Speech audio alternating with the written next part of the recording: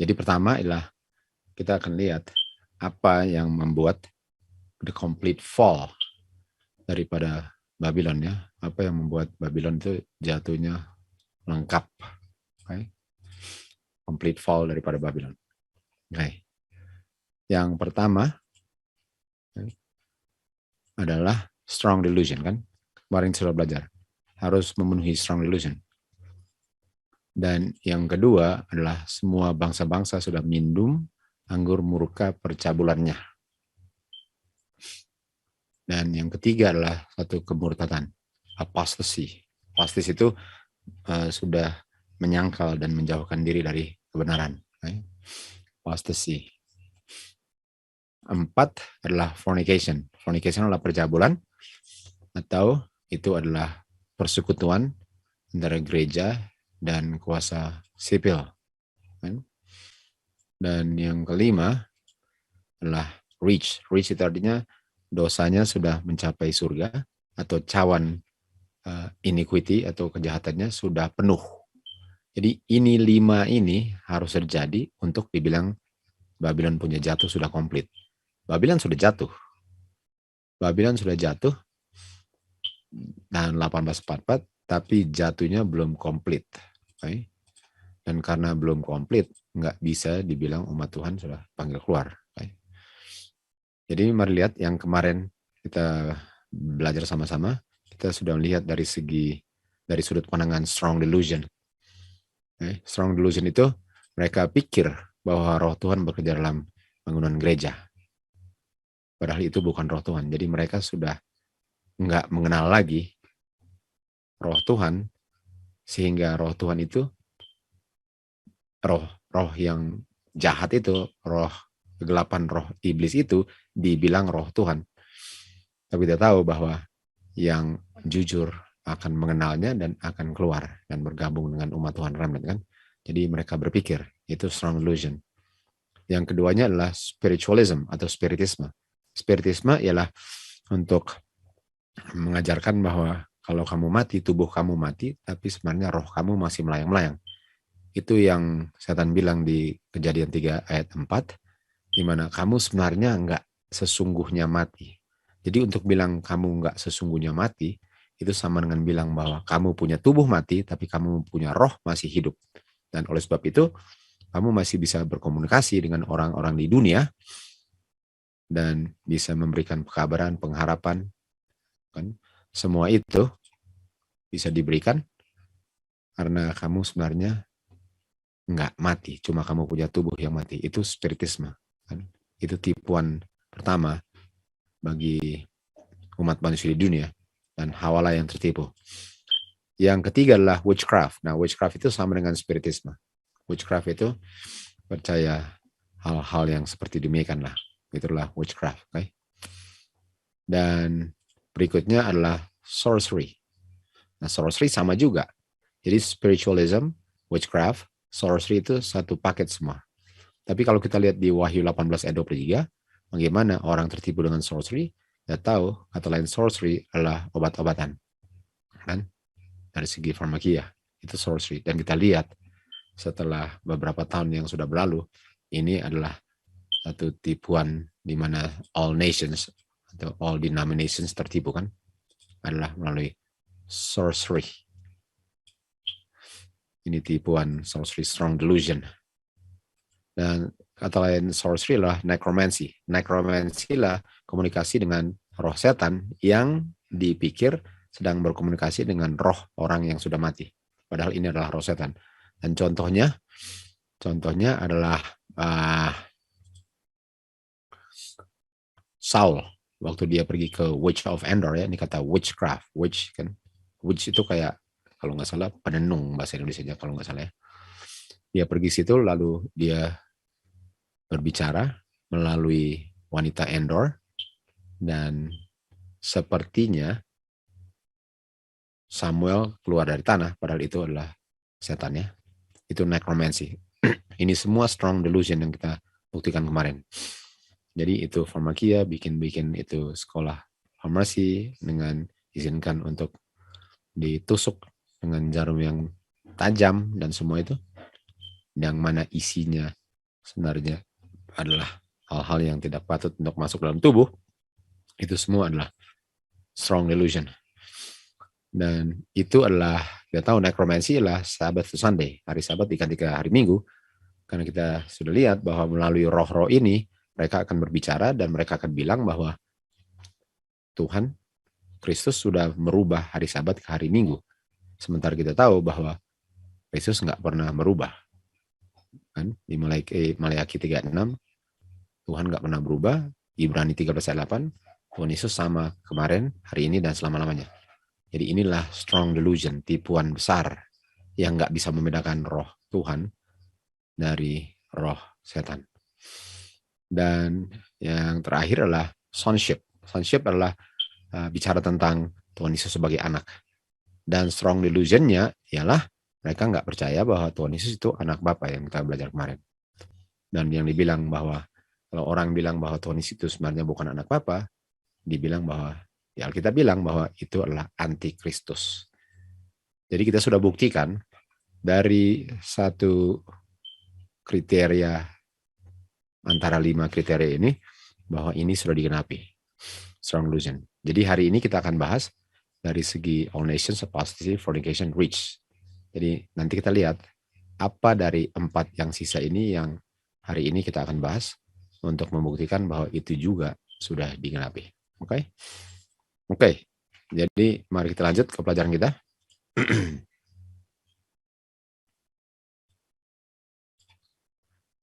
Judulnya adalah the sign to see. Okay? Tanda yang perlu dilihat. Jadi apa tandanya yang perlu dilihat? Apa sebenarnya yang harus dilihat sebagai tanda? Jadi kita kembali lagi ke sini. Ada saya mau kasih tunjuk. Okay. Apa tandanya yang perlu dilihat ya? Oke. Nah ini dia punya strong delusion. Sorry. Kita sudah jawab strong delusion kan? Jadi hari ini kita mau fokus di tanda. Apa tanda yang harus dilihat kan? Apa itu tanda yang saya perlu lihat? Sesuai dengan yang Tuhan Yesus katakan, kamu harus melihat tanda-tanda akhir zaman. Sesuai dengan untuk menjawab pertanyaan murid-murid tentang kapan dan apa tandanya. Jadi apa tandanya? Itulah fokus kita hari ini. Kita akan lihat apa tandanya. Oke, kita mulai di Matius 24 ayat 15. Dikatakan, waktu kamu akan melihat, ini kata melihat ya, waktu kamu akan melihat the abomination. Jadi abomination itu tandanya. Waktu kamu lihat tandanya, dan tandanya adalah abomination of desolation. Desolation itu akibat daripada abomination. Okay. Nah, sekarang kita harus cari tahu apa itu abomination. Okay. Apa itu abomination? Di Wahyu 17 dikatakan wanita itu di Alkitab lambang daripada gereja. Wanita ini di tangannya memegang cawan emas penuh dengan abomination. Jadi kita bisa lihat bahwa penuh, kan? Enggak kosong atau enggak setengah penuh, sudah penuh. Kita tahu kalau penuh artinya dosanya sudah sampai surga. Okay. Abomination itu penuh dengan abomination. Dan kekotoran daripada dia punya percabulan. Kita tahu percabulan adalah hubungan antara gereja dengan state, okay, persatuan. Jadi abomination ialah hasil percabulan atau hasil daripada persekutuan antara gereja dengan sipil. Itulah abomination. Dan di saat dia mengadakan fornication atau percabulan, abomination-nya penuh. Jadi di saat, artinya kalau dia hanya memiliki doktrin-doktrin Babylon, dia abomination tapi belum penuh. Tetapi di saat dia melakukan percabulan fornication, abomination-nya menjadi penuh.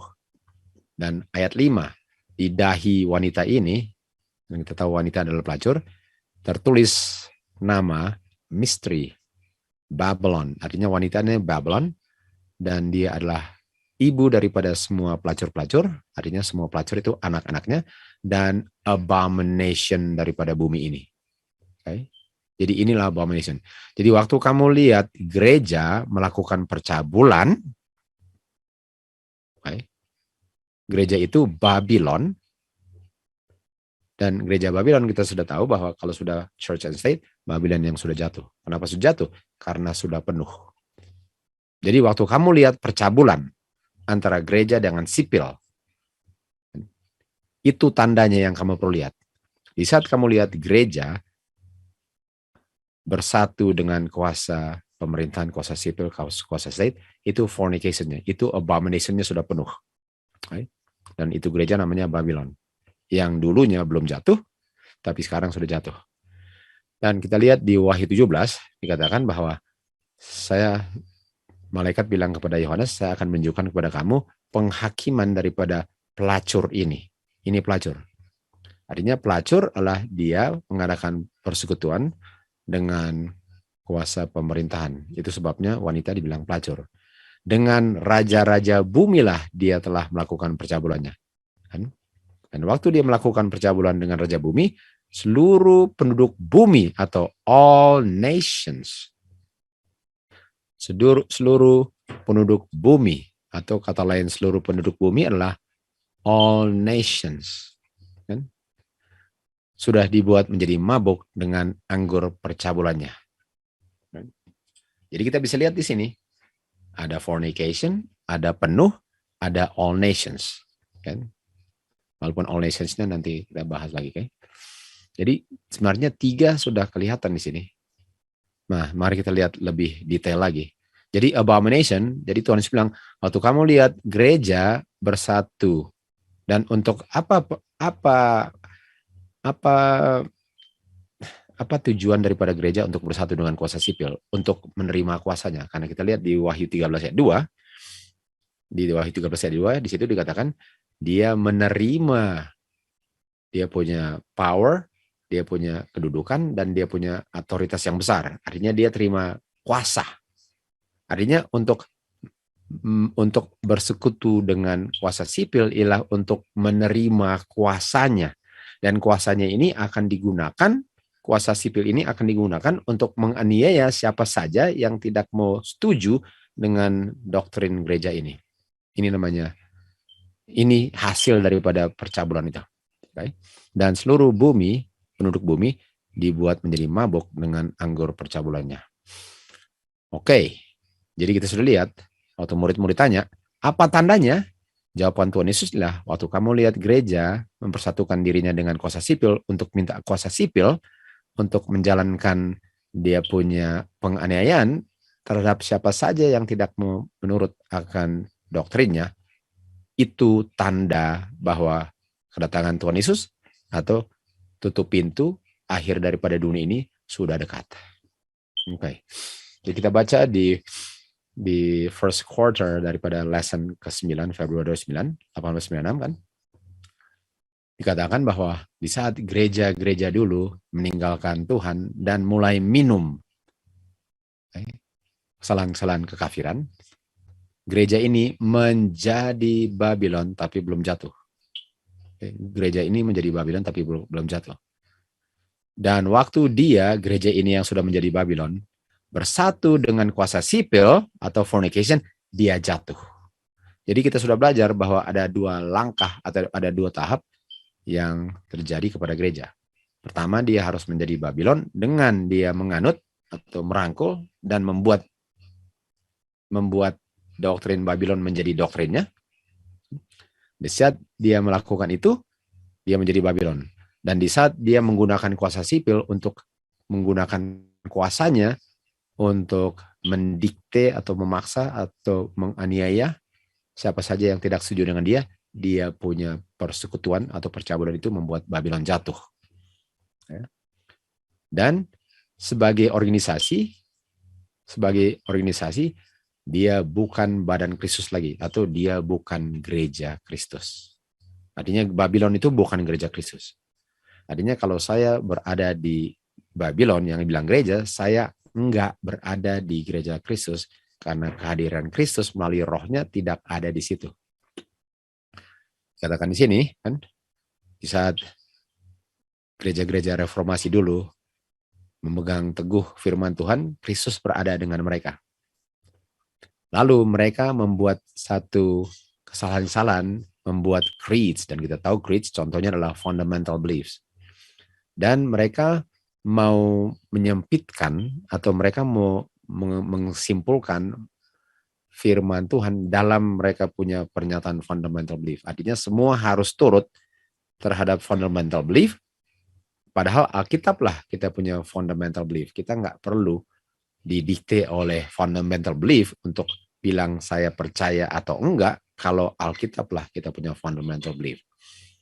Jadi kalau kita mulai bikin creed atau fundamental belief kan, dia menjadi anak-anak gerejanya Babylon, tapi belum jatuh karena dia hanya merangkul doktrin Babylon. Tetapi waktu sebagian daripada mereka bergabung dengan kuasa sipil, mereka jatuh. Dan apa yang terjadi kalau Babylon sudah jatuh? Karena mengadakan percabulan dengan kuasa sipil, Bapa harus menggunakan orang lain dan memanggil keluar dari Babylon orang-orang itu. Jadi kita punya tanda ialah di saat kita lihat gereja bersatu dengan kuasa sipil, dia jatuh dan Tuhan panggil umat Tuhan keluar dari Babylon. Keluar. Nggak boleh berada di dalamnya. Karena kutukannya akan diberikan sehingga umat Tuhan jangan kena kutukannya. Jadi kita lihat sini bahwa gereja dengan kuasa sipil bersatu itu adalah percabulan yang membuat Babylon menjadi jatuh, dan hasilnya umat Tuhan dipanggil keluar. Dipanggil keluar.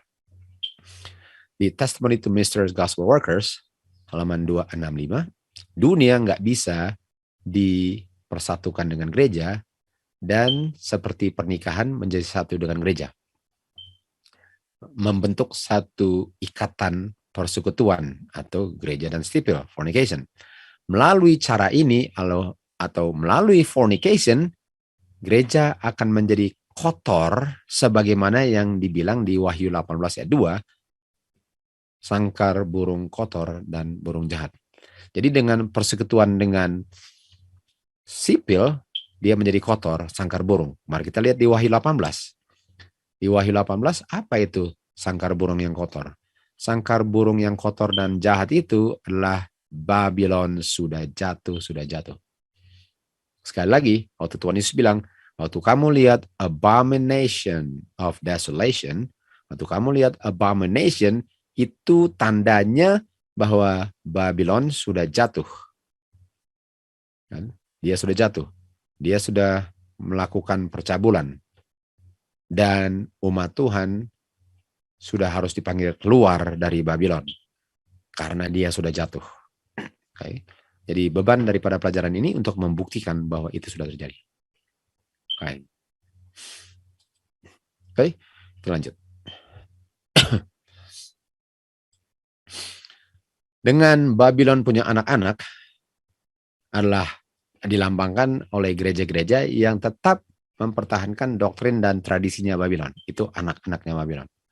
Kalau tadi Babylon adalah ibu, anak-anaknya mempertahankan doktrin dan tradisi Babylon. Dan mengikuti ibunya dalam contoh mengorbankan kebenaran dan mengorbankan persetujuan Tuhan agar bisa membentuk satu persekutuan yang tidak disetujui Tuhan dengan dunia. Babylon menjadi jatuh. Pekabaran Wahyu 14 yang bilang bahwa jatuhnya Babylon harus berlaku bagi badan agama yang dulu murni, yang sekarang sudah menjadi corrupt. Okay? Corrupt. Dan kalau kita lihat corrupt tadi, kita baca kan apa yang membuat dia corrupt. Di Wahyu 18, sudah kejangan. Di Wahyu 18 tadi kita baca, dia lihat corrupt. Ini dia. Waktu jadi corrupt, itu adalah sangkar burung kotor dan jahat. Dan sangkar burung kotor dan jahat itu adalah Babylon jatuh. Babylon jatuh. Itulah Babylon jatuh. Oke, jadi di saat dia mengikuti atau merangkul doktrin-doktrinnya, membuat doktrinnya menjadi doktrinnya sendiri, dia menjadi Babylon. Dan di saat dia menggunakan kuasa sipil dan tinggalkan Tuhan sebagai sumber kuasa, dia menjadi Babylon jatuh. Oke, jadi kita sudah mengerti apa itu yang membuat Babylon dan apa itu yang membuat Babylon jatuh. Yaitu tanda yang Tuhan Yesus berikan ialah tanda Babylon jatuh, bukan tanda Babylon. Tanda di Matius 24 ayat 15 yang diberikan Tuhan Yesus adalah tanda Babylon jatuh. Karena di ayat 16, orang-orang di Yudea harus lari ke gunung atau keluar.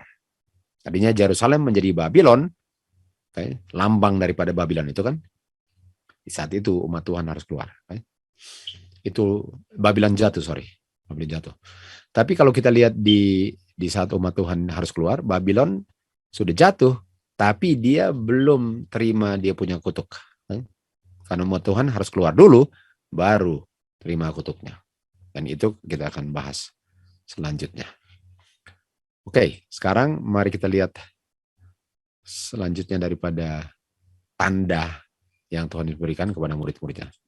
Nah, tanda itu adalah ada bercabang dia. Tanda itu bercabang. Dan bercabang artinya ada dua artinya. Ada dua artinya. Nanti sebentar kita belajar, kalian akan mengerti apa maksudnya. Matius 24 ayat 1, Tuhan Yesus katakan, Tuhan Yesus keluar dan tinggalkan temple, sanctuary itu Ka'bah. Dan murid-muridnya datang kepada dia untuk menunjukkan kepada dia gedung-gedung temple ini yang dia sudah tinggalkan. Dan kita tahu Tuhan Yesus nggak pernah kembali lagi. Dan Tuhan Yesus bilang kepada mereka, kan, kamu nggak bisa lihat semua ini. Semua inilah bangunan-bangunan ini ya, yang dia sudah tinggalkan. Jadi jangan lupa, Tuhan Yesus keluar. Nah, kalau Tuhan Yesus sudah keluar, artinya Babylon sudah jatuh. Dan kalau Babylon sudah jatuh, artinya Babylon akan dibinasakan. Dan yang dibinasakan, selain orang-orangnya, gedung-gedungnya. Makanya waktu murid-murid kasih tunjuk gedung-gedungnya, di saat Tuhan Yesus sudah tinggalkan gedung itu, dan gedung itu sudah menjadi lambang Babylon jatuh, Tuhan Yesus tinggalkan karena sedikit lagi gedung ini akan dihancurkan dan nggak mau umat Tuhan masih dalam gedung itu lalu dibinasakan. Jadi terulang lagi cerita Babylon jatuh, atau kita bisa lihat contoh daripada Babylon jatuh di cerita ini. Lalu Tuhan Yesus bilang, lihat gedung-gedung ini, kamu nggak bisa lihat gedung-gedung ini, saya katakan kepadamu, satu kali kelak, nggak akan ada satu batu tertumpuk di atas batu yang lain, di mana semua batu akan dirobohkan. Jadi rata. Itu waktu dibinasakan. Jadi kita bisa lihat, Tuhan Yesus keluar, artinya Babylon sudah jatuh. Sudah mengadakan persekutuan dengan kuasa bumi kan, atau Yerusalem sudah jatuh. Itu sebabnya Tuhan Yesus keluar. Dan sedikit lagi, gedungnya akan dibinasakan. Lalu Tuhan Yesus bilang, gedung ini akan dibinasakan, sehingga kamu nggak akan temukan satu batu tertumpuk di atas batu yang lain. Okay. Jadi sekarang ada dua hal yang mereka mau tanya. Okay. Mereka bilang, kapan hal-hal ini akan terjadi? Okay. Jadi these things, kapan these things kan? Tuhan Yesus bilang, these things. Bicara tentang dia akan jatuhkan dia punya gedung ya. Tapi dia jatuhkan gedungnya atau dibinasakan gedungnya setelah dia keluar. Jadi waktu murid-murid tanya, kapan hal-hal ini terjadi? Atau apa tandanya akan kedatanganmu dan the end of the world, atau akhir daripada bumi ini, atau tutup pintu? Nah, semua ini sebenarnya Tuhan sudah ilustrasikan di Matius 24. Karena pertama, untuk keluar, Babylon harus jatuh. Jadi harus Babylon jatuh dulu untuk Tuhan Yesus keluar. Dan setelah Tuhan Yesus keluar, dia bilang apa? Satu kali kelak, ini akan dirubuhkan. Akan dirubuhkan. Dan mereka tanya, apa tandanya? Jadi kita bisa interpretasikan untuk kita punya pengertian juga. Apa tandanya untuk saya keluar yang menunjukkan bahwa sedikit lagi gedung akan dihancurkan? Okay. Kapan saya harus keluar sebelum gedung dibinasakan? Dan apa tandanya untuk saya keluar sebelum gedung dibinasakan? Itu pertanyaan murid-murid yang kita harus bisa jawab, karena kita akan lihat bahwa ini pertanyaan dan ini jawaban. Tuhan Yesus jawab untuk murid-murid dan untuk kita khususnya yang hidup di akhir zaman. Okay? Jadi mari kita lihat selanjutnya daripada jawaban yang menjawab pertanyaan murid-murid. Okay? Dari sini, waktu Yerusalem ditumbangkan, okay, atau penumbangan Yerusalem, murid-murid asosiasikan dengan peristiwa daripada kedatangan secara pribadi Tuhan Yesus ke bumi ini, ke kemuliaan bumi ini untuk mengambil tahta sebagai tahta seluruh bumi untuk menghakimi orang-orang Yahudi yang tidak bertobat. Makanya murid-murid pikir, oke, kapan kamu datang dan akan taklukkan Yerusalem ini, lalu kamu akan duduk di tahta di Yerusalem. Dan kamu akan bebaskan kita dari kerajaan Roma. Itu yang mereka bilang. Makanya mereka bilang, kapan ini akan terjadi? Jadi sementara mereka bilang, kapan ini? Makanya mereka tanya, kapan kamu datang lagi? Karena Tuhan Yesus sudah bilang kan dia akan datang lagi. Kapan kamu datang lagi? Dan kita akan dibebaskan dari kerajaan Roma ini. Okay. Tuhan Yesus telah bilang kepada mereka bahwa dia akan datang kembali. Kedua kalinya. Oleh sebab itu, dia bilang tentang penghakiman Yerusalem. Dan pikiran mereka langsung teringat akan kedatangannya yang mereka aplikasikan atau asosiasikan dengan dibinasakan Yerusalem. Dan sementara mereka berkumpul di sekitar Juru Selamat di Bukit Zaitun, mereka tanya, kapan kamu datang lagi dan binasakan ini, yang mereka mengerti sebagai akhir zaman. Jadi mereka punya pertanyaan untuk mereka. Pertanyaan mereka untuk mereka. Mereka nggak tanyakan untuk kita yang hidup di akhir zaman. Mereka tanyakan untuk mereka. Tapi kita lanjut. Masa depan ditutup dari murid-murid. Tuhan Yesus nggak membukakan masa depannya kepada murid-murid. Seandainya mereka bisa mengerti dengan jelas ada dua kenyataan yang sangat sadis, yaitu penderitaan Tuhan Yesus dan kematiannya, dan kota dan Ka'bahnya akan dibinasakan, mereka akan sangat tidak bisa untuk overwhelmed. Mereka nggak bisa tidur nyenyak lah, boleh dikatakan. Mereka akan dipenuhi dengan horor untuk mereka dengar bahwa saya akan dibunuh, saya akan menderita dan dibunuh, dan kota ini akan dibinasakan. Kalau mereka lihat itu, mereka nggak bisa terima kenyataan yang mengerikan itu. Jadi Kristus mempersembahkan di hadapan mereka satu garis outline, dan dia mengungkapkan peristiwa-peristiwa yang sangat penting dan sangat menonjol untuk diperhatikan yang akan terjadi sebelum tutup pintu, the end of the world, atau second coming. Perkataan-perkataannya mereka nggak mengerti sepenuhnya, tetapi artinya mereka harus gali, dan sementara mereka belajar akan dibukakan oleh Roh Kudus. Dan mereka pun perlu diberikan instruksi di saat mereka sudah mengerti apa artinya. Nubuatan yang diucapkan ada dua artinya. Artinya waktu Tuhan bilang, waktu kamu lihat abomination of desolation, waktu kamu lihat gereja bersekutu dengan kota sipil, dan habis itu Babylon jatuh, lalu akan dibinasakan Babylon, sehingga umat Tuhan harus dipanggil keluar. Itu artinya kebinasaan Yerusalem tahun 70 AD, dan itu juga artinya akhir zaman akan mengulang lebih parah apa yang terjadi di Yerusalem.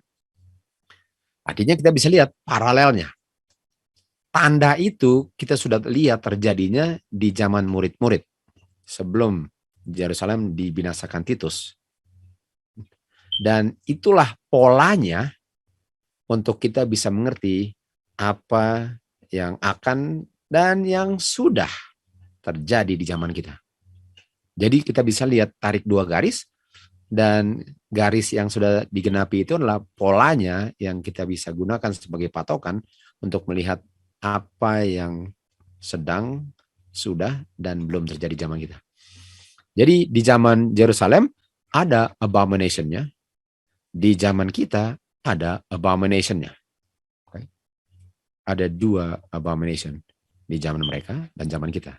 Sementara murid-murid tanya tentang mereka punya peristiwa, Tuhan Yesus jawab mereka dan kita punya peristiwa. Oke. Jadi ini sama dengan Tuhan Yesus bilang, sebelum terjadi saya sudah bilang. Sehingga sebelum terjadi, kamu sudah tahu apa yang akan terjadi dengan kamu melihat apa yang terjadi kepada Yerusalem. Karena sejarah selalu terulang kembali. Oke, oleh sebab itu mari kita lihat. Mari kita lihat di zaman kita. Nanti kita kembali ke Yerusalem lagi. Di zaman kita apa? Apa kita punya abomination, oke? Ini dia. Di saat Protestannya, di saat Protestantism, right, akan mengulurkan atau merentangkan tangannya dan berpegangan dengan kuasa Roma, dan di saat Protestan ini juga mengulurkan tangannya untuk memegang spiritisme atau strong illusion, kita sudah tahu strong illusion sudah ada. Sekarang Protestantism ini akan memegang, akan bersekutu dengan Roman power, dan segitiga ini dilengkapi dengan memegang spiritisme. Di bawah pengaruh tiga sekutu ini, negara kita, Amerika Serikat, akan meniadakan setiap prinsip daripada konstitusi yang membuat dia pemerintahan Protestan dan pemerintahan Republikan. Dan akan mempersiapkan penyebar luasan akan papal falsehood dengan delusion. Artinya, setelah kita lihat ini tiga ikatan ini, setelah kita lihat ini tiga ikatan bersekutu, okay, dan kita tahu spiritisme kan kita sudah belajar kemarin adalah strong illusion. Di saat kita lihat ini segitiga ini, kan, kita bisa lihat. Setelah itu, kita akan lihat bagaimana tipuan-tipuan kepausan mulai diterima sebagai kebenaran. Dan waktu kamu lihat itu, kamu tahu the end, akhir daripada sejarah dunia ini atau close of probation sudah dekat. The end is near. Sudah dekat. Oke? Okay? Sudah dekat. Oke. Okay. Oleh sebab itu, saya mau kasih tunjuk sesuatu, oke? Okay? Dan saya akan jelaskan. Oke. Jadi dikatakan di sini, apa tandanya yang perlu saya lihat kan? Apa tandanya yang saya perlu lihat? Oke. Ini dia.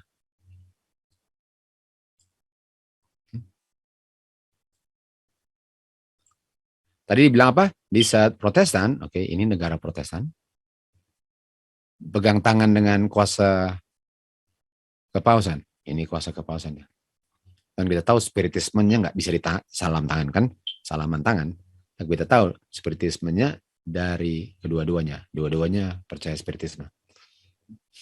Jadi di saat, dan ini adalah lambang ya, ini pegangan bukan kutipan itu, tapi ini salam tangan ini lambang dari apa yang terjadi. Karena ini adalah negara Protestan, walaupun ini orang-orang Katolik. Biden dengan siapa ini lupa namanya, dia adalah Katolik. Waktu mereka negara Protestan yang orang-orangnya adalah Katolik ini memegang kuasa Roma yang tadi, kita sudah tahu waktunya sudah dekat kan. Kita sudah belajar bahwa kita harus tahu sudah dekat waktunya kan. Dan kalau kita nggak tahu waktunya dekat, itu fatal. Jadi di saat saya lihat itu, itulah tandanya bahwa ini semua sudah mau terjadi. Okay? Ini semua sudah mau terjadi. Okay? Nah, mari kita lihat lanjutnya ini juga. Kita sudah bisa lihat juga bahwa pertama yang membuat gereja Babylon ialah dia harus minum. Dia harus minum anggur Babylon kan? Dia harus minum anggur Babylon. Dan untuk dia menjadi satu, gereja harus nggak bisa terpisah dari state, tapi harus bergabung dengan state. Sehingga harus terjadi persekutuan dengan state, barulah Babylon jatuh. Ini harus terjadi dulu. Di saat umat Tuhan panggil keluar. Kan? Tapi sebelum itu tadi kita bisa lihat tadi bahwa sebelum itu, maksudnya gambar yang tadi dikatakan bahwa di saat saya lihat ini ya, church and state, di saat saya lihat church and state, nah kita mundur ke gambar yang tadi, kita akan lihat lebih banyak gambar lagi hari ini, tapi di saat, okay. Jadi di saat lihat sini ya, nah kita tahu ini adalah kuasa sipil, okay. Yang Biden dengan satu lagi saya lupa namanya, sorry. Ini kuasa sipil Amerika. Dan ini apa? Kuasa gereja. Ini kuasa gereja, ini kuasa sipil. Sekali lagi, bukan salaman tangan ini pengenapannya, tapi inilah simbol daripada apa yang sedang terjadi di gedung itu dan seterusnya. Jadi inilah persekutuan daripada gereja dan state, kan? Dan ini terjadinya di mana? Di badan legislatif. Ini terjadinya di badan legislatif, oke? Di saat kamu lihat dia bersekutu, kamu tahu waktunya sudah dekat. Oke. Oke. Berikut apa? Oke.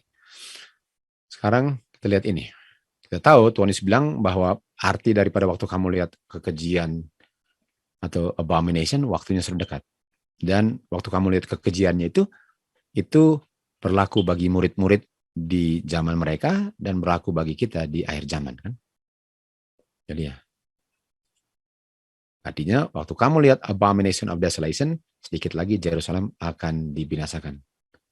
Dan di saat kamu lihat abomination of desolation di akhir zaman untuk murid-murid yang hidup di akhir zaman, kita tahu the terrors of the last great day sudah dekat, atau time of trouble, time of tribulation sudah dekat. Ini adalah tanda-tandanya. Ini dia punya paralel dari yang Tuhan Yesus mau tunjukkan kepada murid-murid. Oke. Oke, mari lihat apa ini. Oke, kita keluar dari sini loh.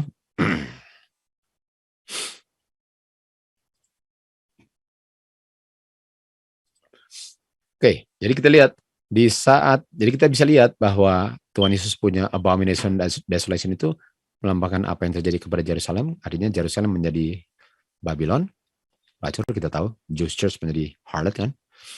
Karena dia punya persekutuan dengan kuasa Roma, kan?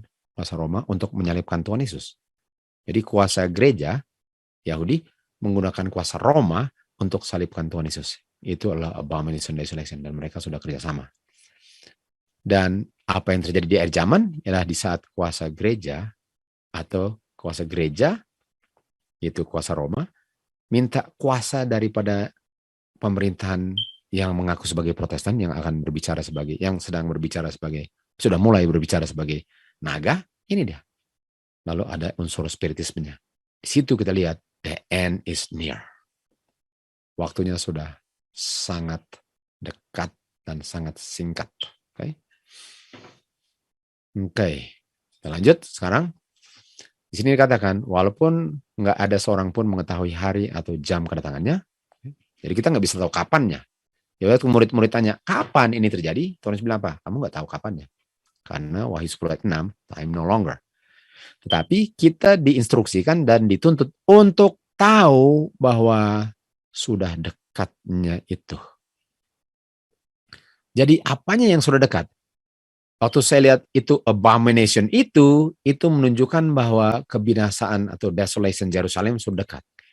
Waktu saya lihat gereja dengan kuasa sipil itu mulai bersekutu, di mana gereja minta kuasa dari badan pemerintahan legislatif khususnya di Amerika, dan dia akan menggunakannya kuasa itu, okay, sebagaimana orang-orang Farisi menggunakan kuasa itu untuk menganiaya Tuhan Yesus. Kuasa itu pun akan digunakan untuk menganiaya pengikut Tuhan Yesus di akhir zaman. Dia tahu waktunya sudah dekat. Waktu apa sudah dekat? Time of trouble. Karena di situ kebinasan buminya, kan.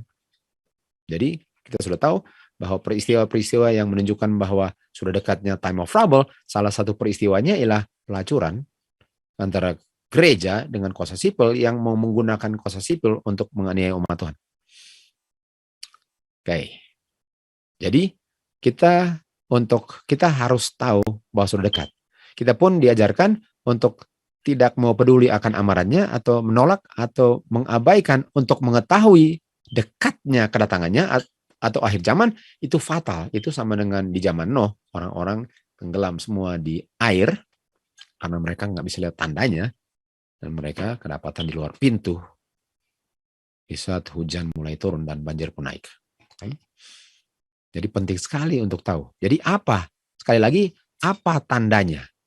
Tandanya itu abomination ialah waktu saya lihat persekutuan antara gereja dan sipil, itu tanda umat Tuhan sudah harus keluar karena sedikit lagi bumi ini dan semua orang-orangnya akan dibinasakan.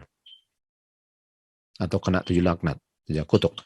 Makanya yang saya terus-terang ulang-ulang terus, bahwa kita sudah mau masuk 12:1.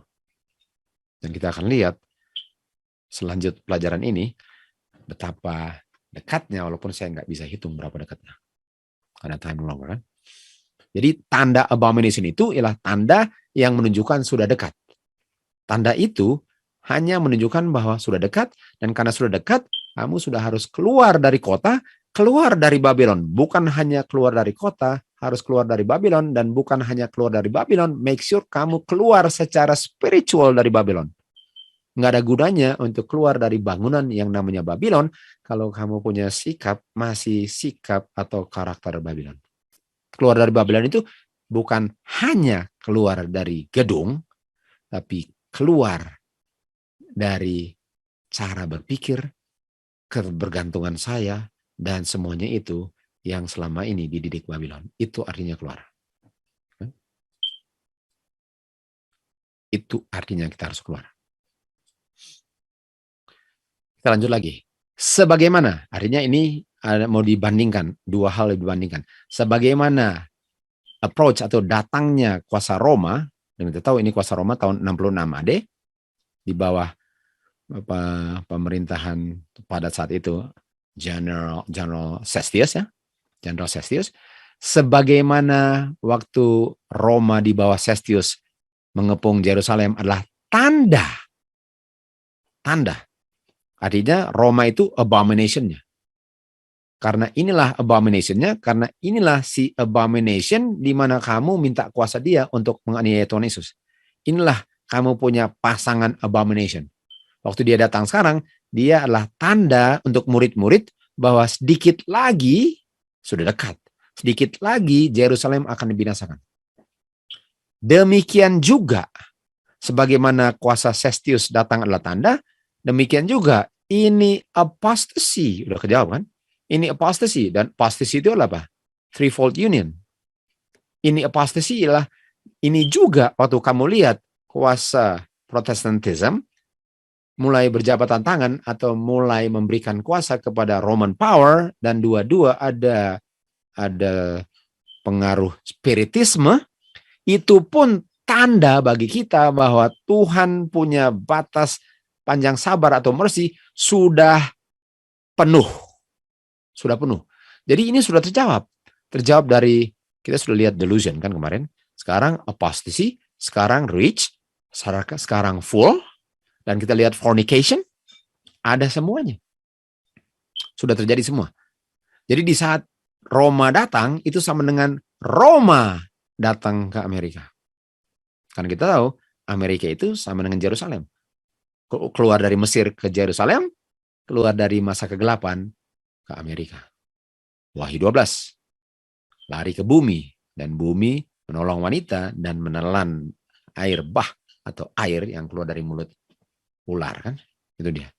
Jadi sebagaimana Sestius datang ke Yerusalem, dan ke Yerusalem itu adalah glorious land, demikian juga kepalsuan datang ke Amerika, glorious land. Ini dia. Sebagai tanda bahwa sedikit lagi selesai sejarah dunia ini. Dan di saat itu terjadi, cawan sudah penuh. Panjang sabar Tuhan atau dosa mereka sudah sampai ke surga. Dan malaikat mercy atau the last message of mercy. Atau malaikat membawakan pekabaran. Pekabaran terakhir akan kemurahan Tuhan, karena kemurahan Tuhan sudah penuh, sudah dipenuhi dengan dosa mereka kan. sudah mau terbang. Jadi malaikat mercy sudah mau terbang, dan malaikat itu nggak pernah akan kembali lagi. Dan di saat kita lihat percabulan ini, lalu dia punya cawan sudah penuh, dan malaikat mercy sudah terbang, setelah itu masuk time of trouble. The time of Jacob's trouble, Daniel 21. Kan? Lihat dia punya urutan. Di saat kita lihat apostasy, di saat kita lihat Roma, jabatan tangan dan kuasa sipil Amerika, untuk minta kuasanya, untuk digunakan untuk menganiaya umat Tuhan, karena kita tahu di Wahyu 13 ayat 11, dia bicara sebagai domba, lalu dia seperti domba, lalu dia bicara sebagai naga. Ini dia. Dan kita tahu kepausan dapat kuasanya dari naga waktu itu, betul?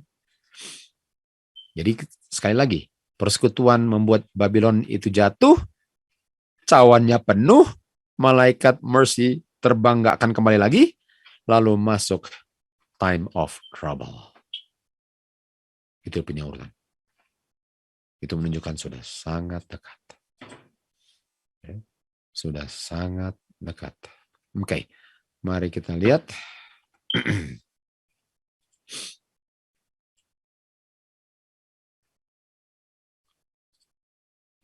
Oke.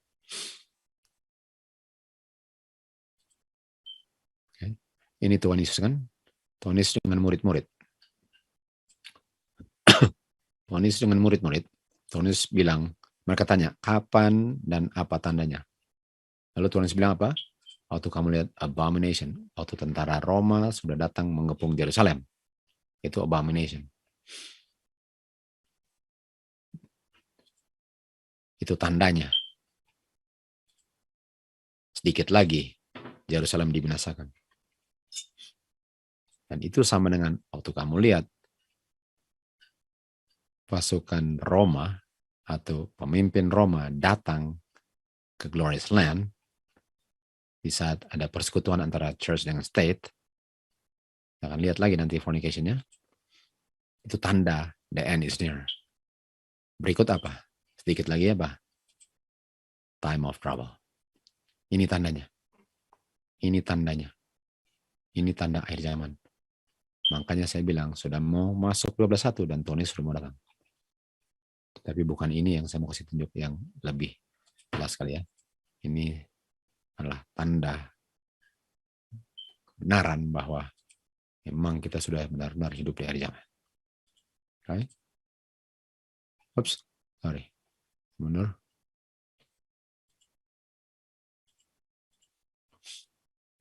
Dan kita tahu ini adalah apostasi kan? Ini adalah apostasinya. Di mana gereja, kuasa gereja Roma berpegang tangan dengan kuasa sipil yaitu Protestantism, yang sebenarnya mereka sebenarnya adalah Roma Katolik ya.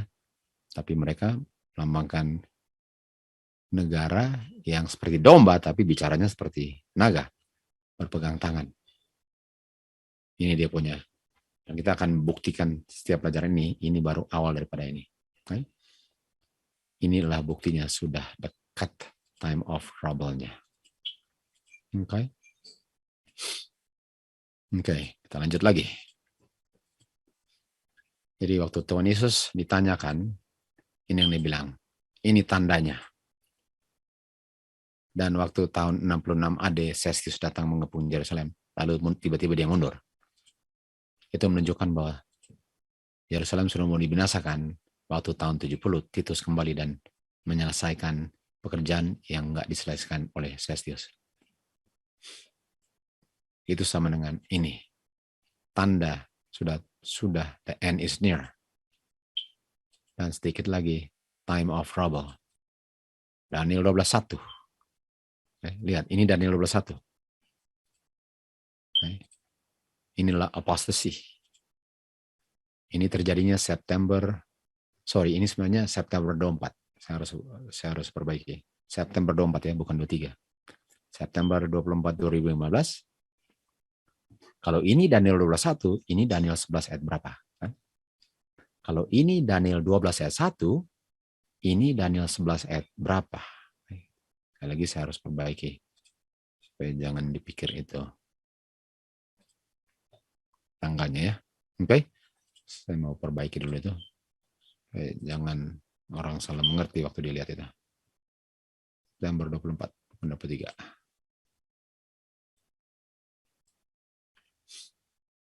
Oke.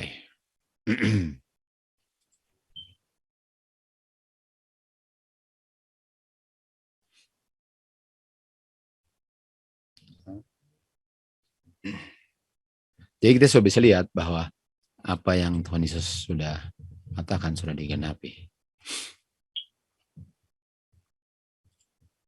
Oke.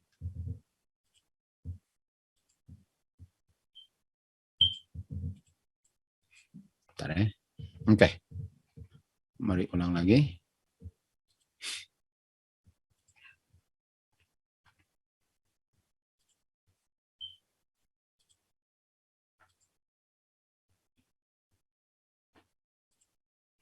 Oke. Ulang lagi ya. Ya kita lihat di sini. Ini tandanya. Sorry saya ulang lagi karena saya sudah perbaiki di punya tanggal. Sudah tahu ini paralelnya. Ini adalah apostasinya. Lalu kita ulang lagi. Yang sama tadi. 66 AD Sestius. 70 AD Titus. Dan ini tanda fornication. Kuasa gereja dan kuasa sipil bersatu untuk minta kuasa untuk menganiaya umat Tuhan. Dan ini time of trouble. Kalau time of trouble itu Daniel 12:1, ini apostasy ini yang terjadinya September 24, 2015, terjadinya Daniel 11 ayat berapa? Karena ini 12:1 dan sebelum 1 adalah Daniel 11. Ini terjadinya Daniel 11 ayat berapa? Itu yang kita ingin tahu. Oke. Jadi kita lihat lagi. Ini adalah tanda Sestius. Yerusalem dibinasakan. Titus AD 70. Tanda akhir zaman. Time of trouble. Daniel 12:1. Ini adalah apostasy. September 24. Daniel 11. Dan di sini umat Tuhan sudah harus keluar. Come out. Okay. Di sini come out-nya. Umat Tuhan keluar di sini. Di sini keluar, flee to the mountains. Harus tinggal di country living, luar kota, dan keluar dari Babylon. Inilah tandanya. Sudah sangat jelas waktunya untuk keluar. Oke, kita lanjut lagi. Jadi sebagaimana datangnya kuasa Roma Sestius adalah tanda bahwa 70 AD sudah dekat, ini apostasi juga. Ini kemurtatan di mana terjadi threefold union ini kan. Tiga fold di mana Protestan dengan kuasa Roma bersatu dan dibilang berjabatan tangan dan bukan main, dilambangkan dengan jabat tangan juga persis. Dan kuasa spiritisme yang dimiliki dua pihak itu kan, itu tandanya bahwa time of Jacob's trouble Daniel 12:1 sudah dekat. Jadi Daniel 11 ayat berapa itu? Itu apostasy. Itu kita akan lanjut belajar, oke? Jadi ini dia punya kesimpulan sejauh ini. Kita lihat abomination of desolation berdiri di tempat yang kudus. Untuk melihat tandanya, artinya sudah dekat Yerusalem dibinasakan. Sestius 66 AD 66 dengan Titus AD 70. Dan itu zaman murid-murid. Di zaman kita, tanda untuk yang kita lihat itu dia punya apostasy tadi kan. Sedikit lagi time of trouble. Threefold union atau Daniel 11 ayat. Kita akan lihat nanti. Lalu Daniel 12 ayat 1. Ini tandanya. Ini tanda yang Tuhan berikan sebelum masuk Daniel 12:1. Ini tandanya. Dan Sestius sudah terjadi, Titus sudah terjadi, threefold union, Daniel 11 sudah terjadi, cuma Daniel 12:1 yang belum terjadi dan sedikit lagi sudah mau terjadi. Bayangkan dari semua ini hanya bagian sini. Banyak orang nggak tahu tentang ada ini sama sekali. Padahal sudah terjadi dan sudah menghabis sejarah dunia ini. Oke, kita lanjut.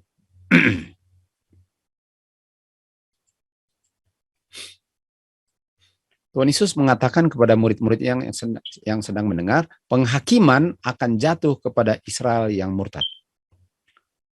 Khususnya pembalasan dendam terhadap penolakan mereka dan penyalipan daripada Mesias. Tanda yang tidak bisa diragukan akan mendahului satu kesimpulan yang sangat mengerikan, dibinasakan Yerusalem. Artinya tanda mendahului kebinasan. Artinya harus ada tanda dulu, artinya sudah dekat, umat Tuhan keluar, baru dibinasakan. Jam-jam yang mengerikan akan datang dengan segera, tiba-tiba, dan sangat cepat. Dan Juru Selamat sudah memberikan amaran kepada pengikut-pengikutnya. Di saat kamu melihat abomination atau kuasa Roma datang mengepung Yerusalem, berdiri di tempat yang kudus, okay. Ini nanti berdiri tempat kudus, kita akan belajar di hari yang lain kalau salah, okay. Bukan hari ini.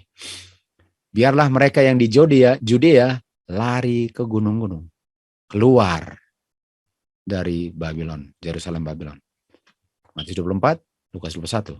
Di saat tanda atau idolatrous standard itu bendera. Di saat kamu lihat bendera Roma ditancapkan di holy ground, abomination desolation, dan di tembok-tembok sekitar Yerusalem ditancapkan bendera daripada Babylon. Dan kalau Babylon, Roma diganti ke Paus kan karena zaman. Pengikut-pengikut Kristus waktu lihat itu mereka harus cari tempat yang aman di mana mereka perlu lari, tinggalkan kota itu. Di saat tanda amaran dilihat, mereka harus escape, lari, meluputkan diri tanpa menunda-nunda. Di seluruh tanah Judea, di Yerusalem juga, tanda untuk lari harus dengan segera dijalankan. Lalu dia bilang gini, dia yang di atas rumah, nggak boleh turun lagi ke rumahnya. Ini menunjukkan, ini nggak bilang bahwa nggak perlu turun rumah lagi. Ini menunjukkan betapa nggak boleh buang-buang waktu. Walaupun yang dia mau selamatkan adalah harta yang sangat berharga. Mereka yang bekerja di ladang atau di kebun anggur nggak bisa kembali lagi untuk ambil jubahnya yang ditinggalin. Ini menunjukkan bahwa nggak ada waktu lagi kamu untuk kembali ambil kamu punya mantel kalau kamu tinggalin di rumah kamu. Mereka nggak boleh ragu-ragu sedikit pun, karena kalau tidak dengan segera keluar, mereka akan terlibat dalam kebinasaan yang fatal. Ini untuk Yerusalem. Apakah ini berlaku untuk umat Tuhan sekarang juga? Iya, ini pun berlaku untuk umat Tuhan di akhir zaman, karena waktu Tuhan Yesus menjelaskannya, dia menjelaskannya paralel. Apa yang terjadi dulu sedang terulang kembali sekarang. Okay? Sedang terulang kembali sekarang. Oke. Okay. Mari kita lanjut. Dan saya sebentar.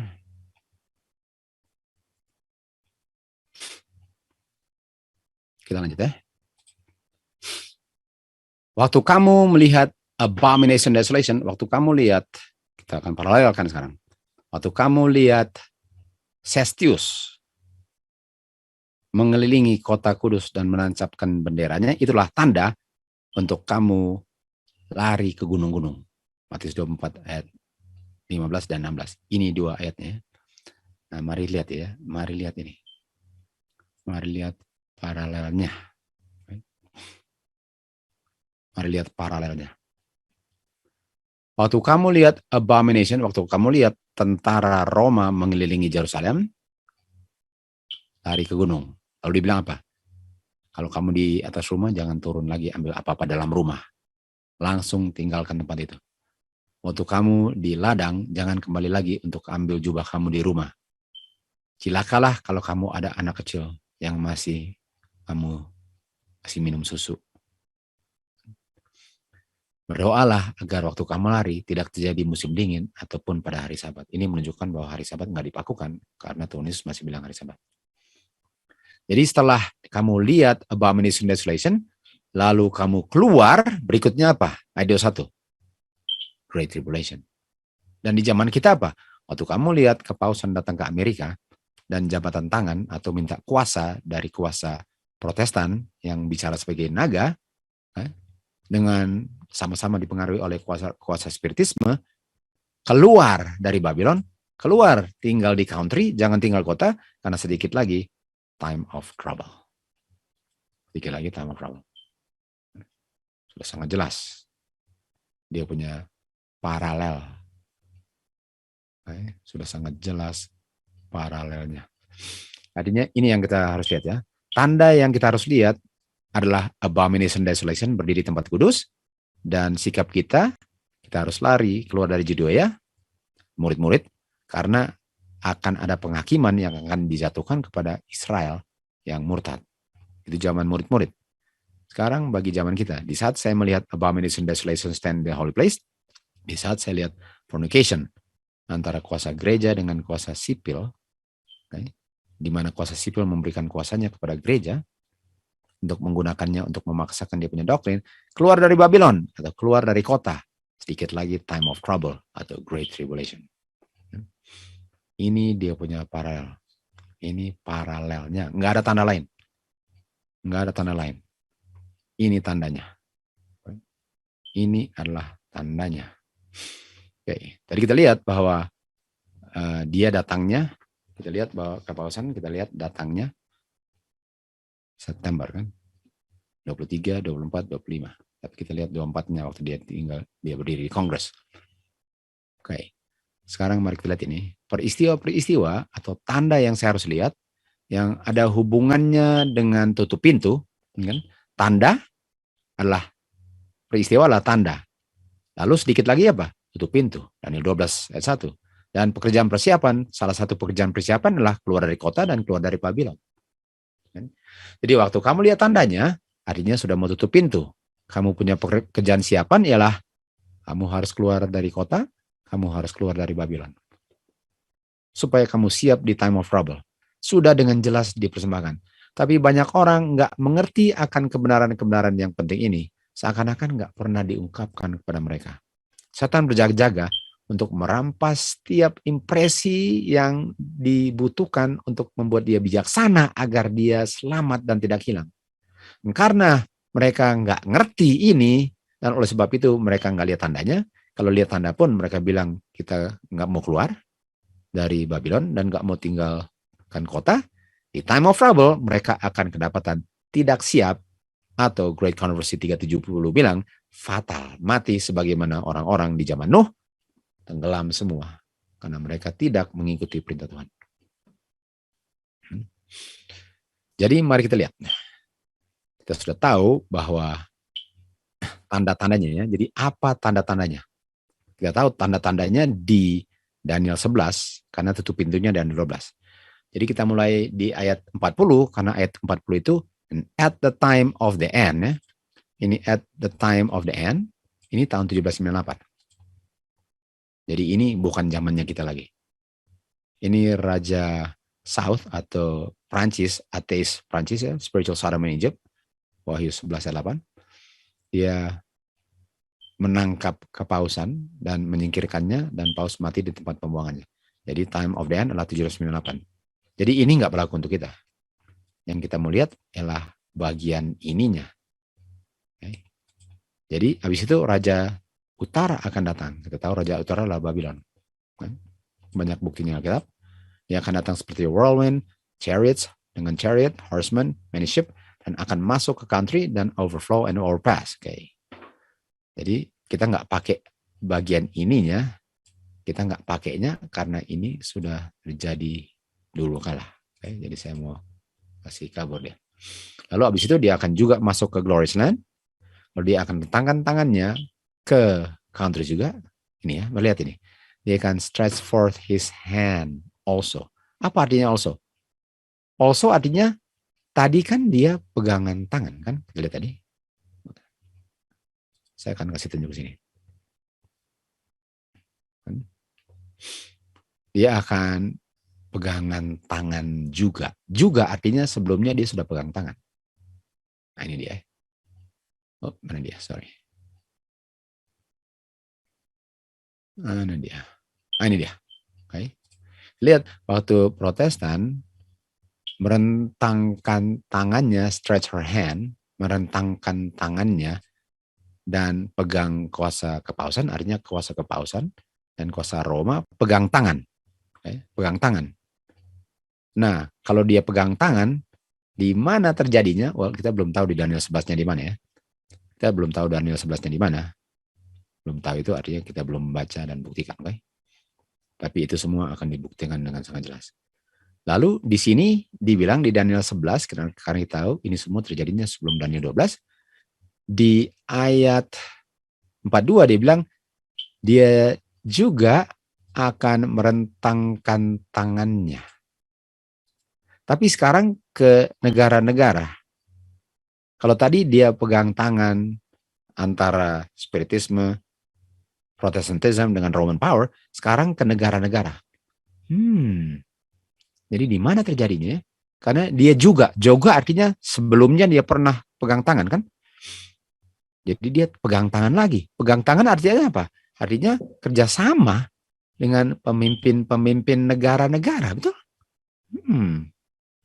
Kita lihat tadi dia pegang tangannya dengan pemimpin, paling kurang dia belum pemimpin ya, dengan di Amerika kan. Sekarang di negara-negara. Mana ya? Lalu ayat 43, dia akan ada kuasa. Artinya dari mana dia dapat kuasanya? Dia dapat kuasanya dengan pegang tangan dengan pemerintahan negara kan. Ingat, dia terima kuasa dari raja-raja. Wanita terima kuasa dari raja. Dan cara terima kuasanya ialah pegang tangan atau setuju. Kalau salaman tangan artinya saya setuju dengan kita punya covenant kan. Jadi dia pegang tangan dengan kuasa di Amerika, lalu dia pegang tangan dengan kuasa di dunia, sekarang dia ada kuasa di semua ekonomi dunia. Treasure of gold, silver. Dia sekarang menguasai ekonomi dunia. Kalian sudah bisa lihat enggak bahwa ekonomi dunia bisa dikasih collapse. Dan bisa dibuat sedemikian rupa sehingga makanan mahal, bensin mahal, tempat tinggal mahal, semua mahal, sehingga semua harus tunduk kepada yang pegang kuasa seperti di zaman Yusuf.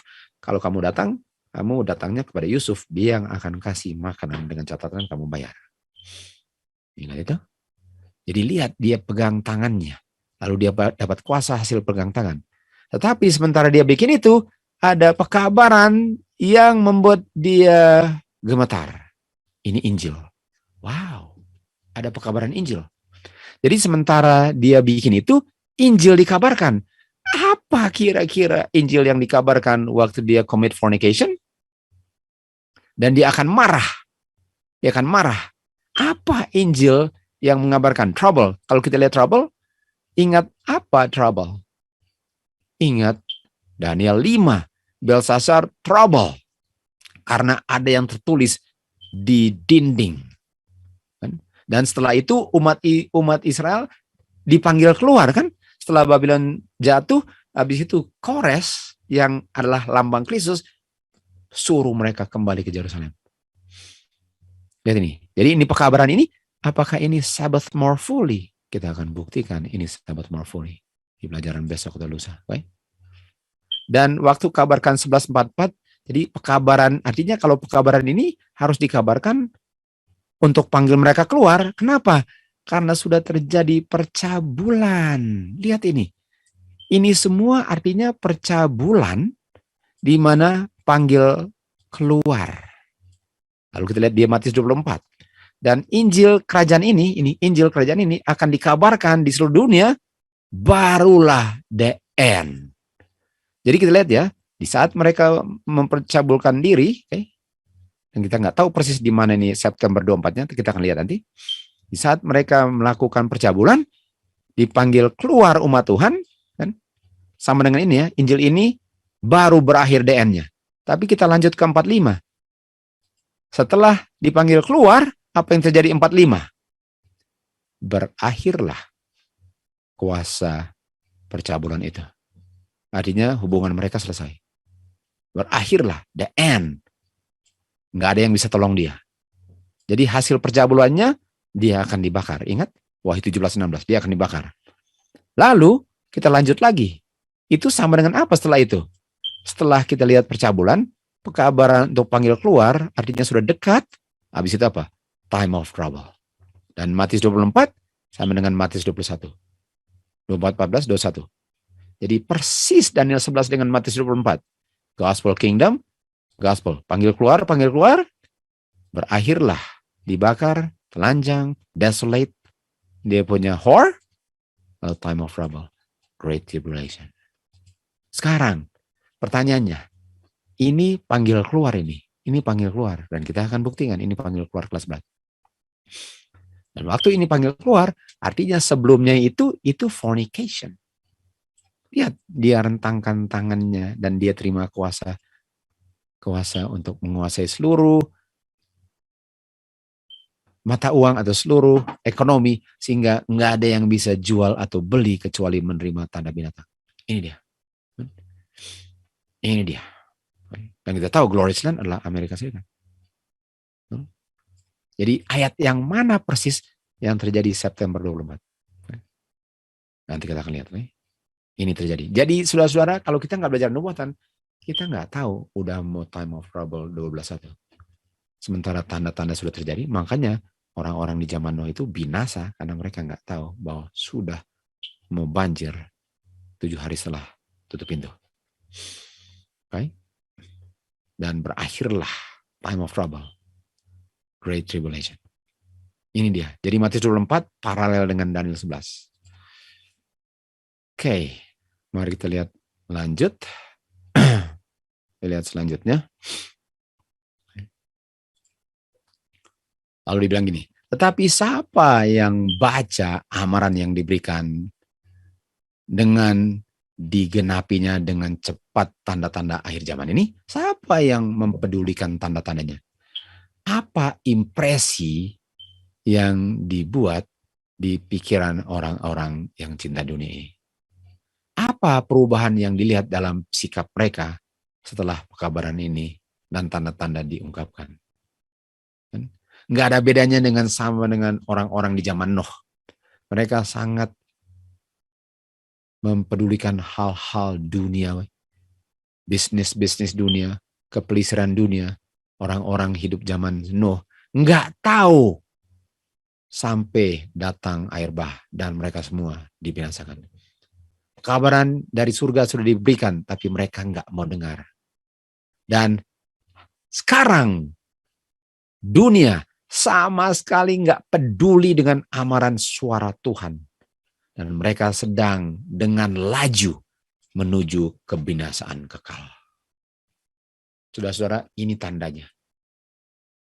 Dan bagaimana saya memperlakukan tanda Tuhan akan menentukan di kekekalan yang mana keberadaan saya nanti.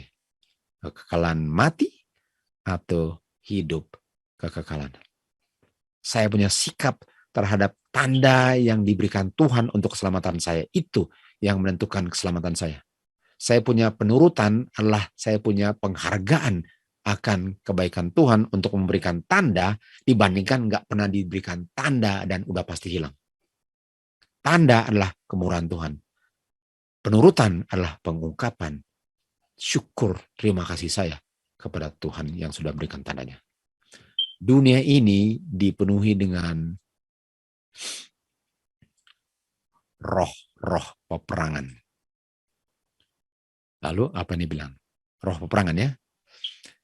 Nubuatan Daniel 11 sudah mau digenapi. Sedikit lagi Daniel 12:1. Coba lihat ini. Jadi apa yang terjadi di Daniel 11 adalah spirit of war. Daniel 11 sudah mau mencapai Daniel 12:1. Mari kita ulang lagi tadi. Ini Daniel 11-nya. Kita nggak pakai ayat bagian pertama ayat 40 karena 17:98 kan itu zaman dulu banget. Artinya Ini Daniel 11 bagian terakhirnya, 40 bagian kedua, 41, 42, 43, 44 kita kabarkan kapan saja di sini. Dan 45 lalu 12:1. Ini lalu 12:1. Jadi tadi dikatakan bagaimana saya memperlakukan firman Tuhan? Apakah saya menghargai kebaikan Tuhan dengan memberikan amaran? Atau sebagaimana orang-orang di zaman Nuh, saya nggak peduli sehingga saya dibinasakan dan hilang kehidupan kekal yang diberikan dengan kematian anak bapa di kayu salib dan kehidupan sempurnanya. Jadi ini semua. Lalu kita baca tadi, Daniel 11 sudah mau digenapi, sedikit lagi Daniel 12:1. Dan sebelum digenapi Daniel 12 dan Daniel 11 ada peperangan. Roh peperangan. Okay?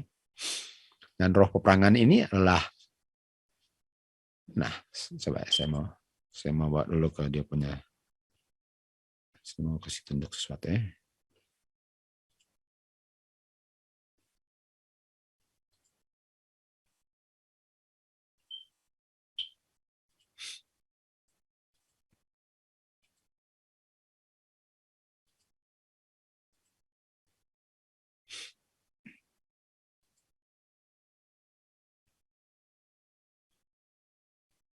Sebentar.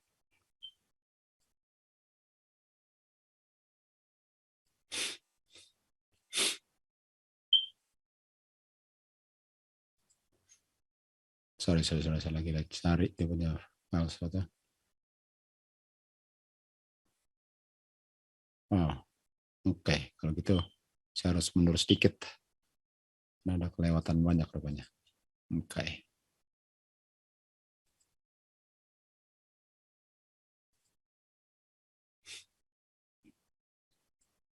Kita mau lihat tentang waktu Paus datang ke Kongres. Oke. Kapan dia datangnya? Kita tahu tanggal 24. Oke. Jadi saya kasih tunjukkan di sini.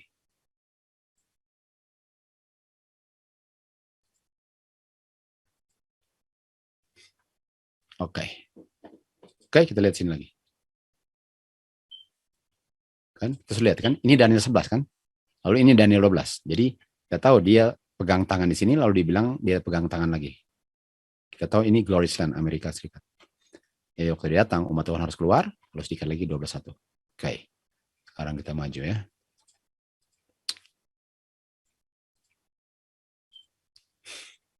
Oke. Perhatikan ini ya. Ini dikatakan September 23-24. Oke, 24 ya. Itu Judgment Day namanya. Kita akan lihat nanti, kita akan belajar lebih detail lagi. September 23-24 2015 itu Judgment Day. Itu Judgment Day. Lalu dikatakan September 23 Judgment itu adalah apa? Day of Atonement. Sebagai orang Advent tahu Day of Atonement. Tentu saja kita harus tahu dia punya Hebrew calendar karena nggak bisa dihitung dengan dia punya kalender Gregorian kan. Makanya masih ada time appointed. Kalau nggak ada time appointed, nggak bisa kita hitung ini semua. Judgment September 23 2015 Day of Atonement, Judgment Day. Dan di 23 dia ketemu dengan Obama di White House, 24 dia ke Congress.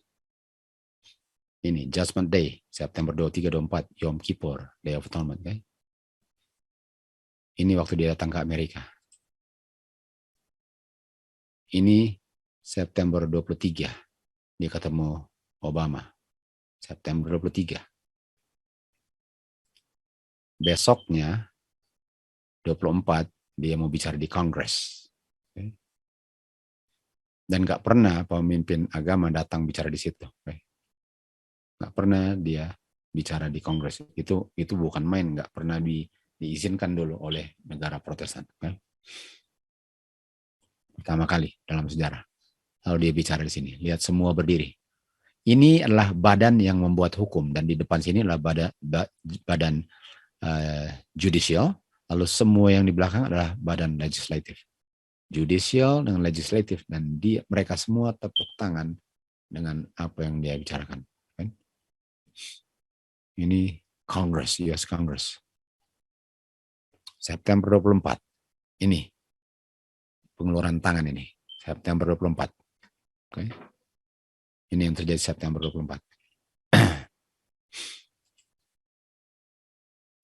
Dan apa yang dia bilang? Kita harus combat, kita harus serang semua macam religious fundamentalism. Okay? Dia bilang, Pope Francis, kita harus serang, berperang melawan semua macam fundamentalism keagamaan. Nah, mari lihat apa fundamentalism. Ini dia. Fundamentalism artinya ini. Christian fundamentalism adalah Protestantism. Protestantism adalah Christian fundamentalism. Jadi waktu dia bilang bahwa kita harus serang semua Christian atau religious fundamentalism, dia bilang kita harus serang fondasi konstitusi Amerika yang didirikan berdasarkan Protestantism dengan Republicanism. Kita harus kasih hancur US Constitution-nya. Dan apa yang sikap orang yang duduk di situ waktu dia bilang itu? Apa sikapnya? Setuju? Setuju kan? Oke, setuju, mantap. Kita akan kasih hancur konstitusinya, oke? Lalu apa lagi sikap mereka? Ini semua sikap mereka. Ini semua. Artinya apakah lihat semua berdiri dan tepuk tangan. Padahal pekabarannya ialah kita harus kasih hancur konstitusi Amerika yang berdasarkan Protestantism dengan Republicanism. Kita harus kasih hancur. Kita harus kasih hancur orang-orang yang Protestan. Kita harus kasih hancur, binasakan Protestantism. Ini dia.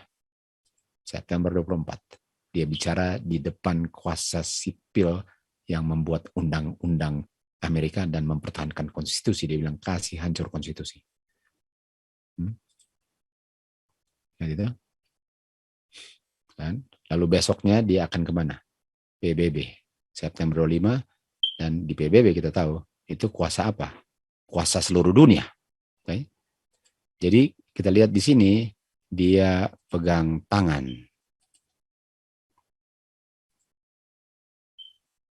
Dia pegang tangan dengan kuasa Protestantism. Okay? Dia pegang tangan dengan kuasa Protestantism. Dan itu terjadi di Judgment Day, Day of Atonement. Itu September 24, 2015 itu Day of Atonement, Judgment Day. Dia pegang tangan, dia mengulurkan tangannya untuk memegang kuasa Protestantism, negara Protestantism. Lalu habis itu, besoknya dia ke PBB, Persekutuan Bangsa-Bangsa, pemimpin negara seluruh dunia di situ. Lalu tadi kita baca, dia juga memegang tangan ke seluruh negara. Habis itu dia pegang tangan ke seluruh negara. Ingat tadi kita baca di Daniel 11, kita akan kasih tunjuk lagi ya. Ini dia. Besoknya di sini. Ini namanya pelacuran kelas berat. Dia sedang minta kuasa PBB. Okay. Untuk memberikan kuasa kepada dia. Pertama dia ke Kongres, lalu dia ke pemimpin negara. Ini kings of the earth. Ini raja-raja dunia. Yang tadi raja-raja di Amerika termasuk dunia, ini raja dunia dan dia berdiri juga di situ minta kuasanya. Dan kita tahu dia akan diberikan kuasanya. Dia sudah diberikan kuasanya. Kita tahu banyak yang terjadi waktu dia tanda tangani apa yang terjadi hari itu, dia terima kuasa. Dan kita baca di Daniel 11, dia juga mengulurkan tangannya ke negara-negara. Dan the land of Egypt, seluruh dunia, nggak bisa escape. Jadi, apakah Daniel, kita belum tahu tapi Daniel berapa di Washington DC ya, sudah tahu sih, tapi nanti kasih tunjuk. Lalu 40B, 41 masuk Amerika Serikat, 42 rentangkan tangannya ke seluruh dunia, 43 lalu 44 kabarkan Injil keluar, 45 dia akan di desolate, time of trouble. Tahu nggak? Nggak ada dari ayat itu yang kita tunggu selain 45 Stanley. Yang kita tunggu 45 desolationnya. Dan 45 at that time, di saat 45 time of trouble. Oke. Bisa lihat Semoga roh Tuhan membuka mata kalian dan mulailah gemetar bahwa sudah mau akhir semua ini. Lanjut lagi. Dia adalah the great whore. Great whore yang sedang bikin apa? Dengan the kings of the earth. Ini semua yang terjadi. Dengan raja-raja bumi semua. Ini dia. Dengan raja bumi. Ini dulu dia punya ini kan, dia punya pemimpin daripada PBB, saya lupa namanya, dari Korea kan. Dia bilang ini, penghakiman apa? Judgment kan. Dan waktu dia judgment apa? Kapan judgmentnya? September 23-24 di Congress. Judgment Day, Day of Atonement. Benar-benar Day of Atonement. The great whore. Dengan siapa? Dengan the kings of the earth committed fornication. Apakah di saat itu seluruh dunia, di mana dia melakukan percabulan dengan seluruh raja dunia, apakah di saat itu umat Tuhan lihat, ini tandanya kita harus keluar. Bukan hanya keluar ke country, keluar dari gereja-gereja Babylon yang semua sudah tunduk kepada kuasa ini. Betul? Sudah terjadi. Sudah terjadi tahun 2015. Ingat, dia bilang, waktu kamu melihat abomination desolation di holy place, dan waktu dia tancapkan dia punya bendera di sekitar Yerusalem, di samping tembok Yerusalem, tembok PBB. Tandanya yang kamu lihat harus keluar tanpa tunda waktu. Bendera Vatikan di samping tembok PBB di Amerika Serikat. Orang yang nggak belajar nubuatan, mereka mungkin akan foto-foto di sini. Orang yang belajar nubuatan mengerti, pindah ke country, keluar dari gereja-gereja Babylon yang sudah minum anggur ini, karena sudah mau 12/1. Ini sudah terjadi 7 tahun lalu. September 7 tahun lalu. Dan kita bisa lihat ini tahun 1994 kalau nggak salah ya. Di Utrecht ya, Utrecht di Amsterdam. Ini kan bendera apa? Bendera Vatikan. Kita sudah tahu selama dulu. Lalu baru-baru tahun 2022 di Saint Louis apa? Bendera apa lagi? Bendera Vatikan lagi. Lihat ini. Bendera Vatikan di gereja SDA 1994, 2022, dan 2015. Kenapa umat Tuhan gak bisa lihat ini? Karena gak belajar nubuatan, terlalu sibuk dengan mau jalan-jalan di seluruh dunia. Betul? Mau ini dan mau itu, tapi masih harap mau selamat. Gimana umat Tuhan bisa diselamatkan kalau sangat buta terhadap firman Tuhan? Ini dia. Siapa itu yang duduk bertahta di dunia sekarang? Dia adalah dia yang telah pilih untuk berdiri di bawah bendera kuasa kegelapan. Kenapa? Hampir seluruh dunia sudah melakukan itu. Seluruh dunia tidak menerima Tuhan Yesus dan telah memilih pemimpin mereka adalah kuasa kegelapan. Siapa? Pemimpin-pemimpin dunia semua memilih kuasa kegelapan.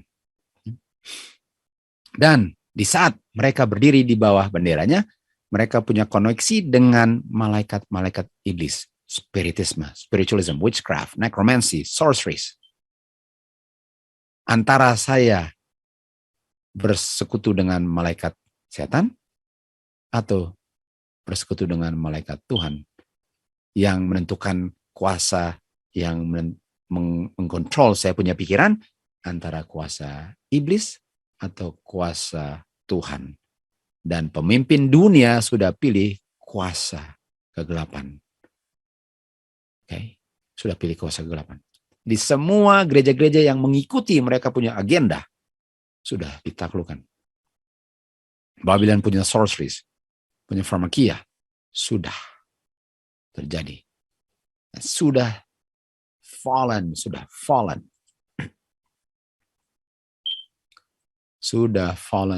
fallen. Jadi 2015. tandanya. The Abomination. September 24, 2015.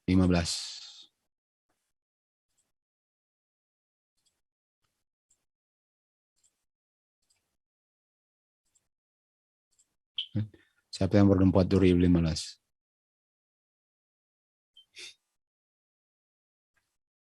Lalu apa yang terjadi? Keluar, exit, keluar. The coming out. Harus keluar. Di saat lihat itu keluar. Keluar dari kota, keluar dari gereja-gereja Babylon. Habis itu apa? Close of probation. Destruction, kebinasaan. The desolation, abomination of desolation. Antara abomination dengan desolation, umat Tuhan harus keluar. Umat Tuhan harus keluar. Belum itu terjadi. Belum terjadi desolation. Desolationnya waktu Yerusalem dibakar. Okay? Yerusalem dibakar, itu desolationnya. Waktu time of trouble 12:1, itu desolationnya. Ini Matius 24 ayat 15. Coba lihat. Lihat tanggalnya. September 24, 2015. Matius 24 ayat 15. Matius 24 ayat 16. Matius 24 ayat 21. Daniel 11. Sorry, ini harusnya Daniel 12 ayat 1 ya, sorry. Salah tulis. Saya akan perbaiki nanti. Daniel 12 ayat 1 ya, bukan 11-12. Ini Daniel 11 ayat berapa pertanyaannya, betul? Ini Daniel 11 ayat berapa pertanyaannya? Saya mau perbaiki dulu itu.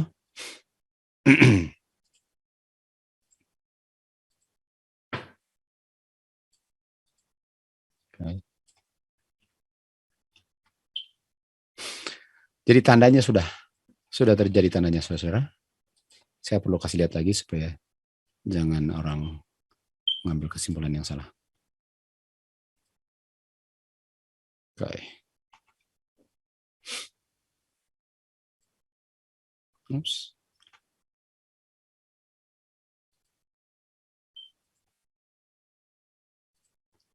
Oke, lanjut.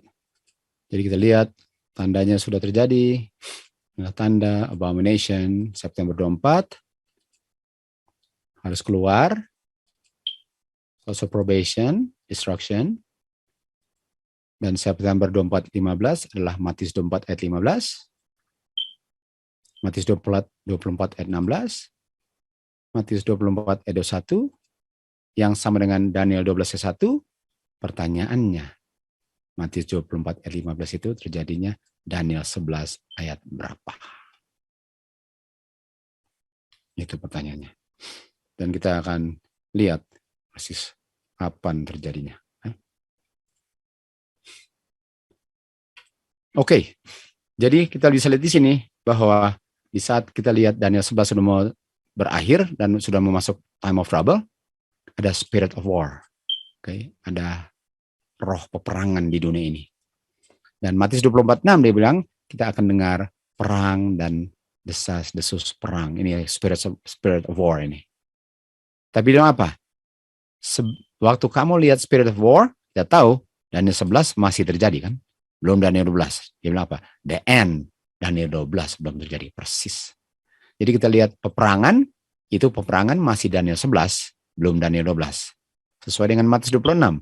Di saat kita lihat peperangan, belum the end, belum Daniel 12. Belum Daniel 12. Okay.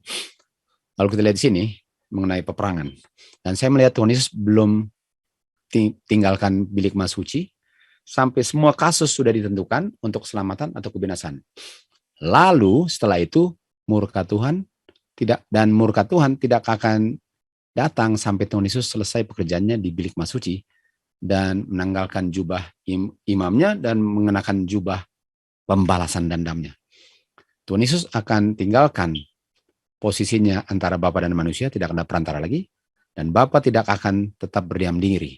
Dia akan curahkan dia punya murka, 7 last plagues, kepada mereka yang menolak akan dia punya kebenaran.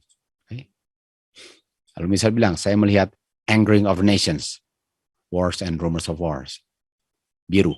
Lalu wrath of God, murka Tuhan. Lalu time to judge dead. Kita tahu the time to judge dead adalah, kita tahu 1000 tahun umat Tuhan menghakimi orang mati atau membuka catatan kenapa mereka nggak di surga dan melihat bahwa penghakiman Tuhan itu adil terhadap kenapa orang-orang tidak selamat. Dalam pengertian itu kalau kita baca, itulah dia punya penghakimannya. Dan ini 3 ini, angering of nations atau spirit of war, wrath of God, hari penghakiman orang mati ini, jadi buka bukunya kenapa nggak selamat, terpisah dan berbeda dan berurutan. Berurutan. Kita tahu Daniel 12 ayat 1, wrath of God. Demikian juga Michael belum berdiri, artinya masih angering of nations, atau belum the end. Belum Daniel 12, masih Daniel 11. Michael belum berdiri, Tuhan Yesus. Dan time of trouble itu belum terjadi. Artinya sekarang nations angry, Daniel 11. Sekarang Daniel 11. Artinya sekarang the anger of the nations, Daniel 11.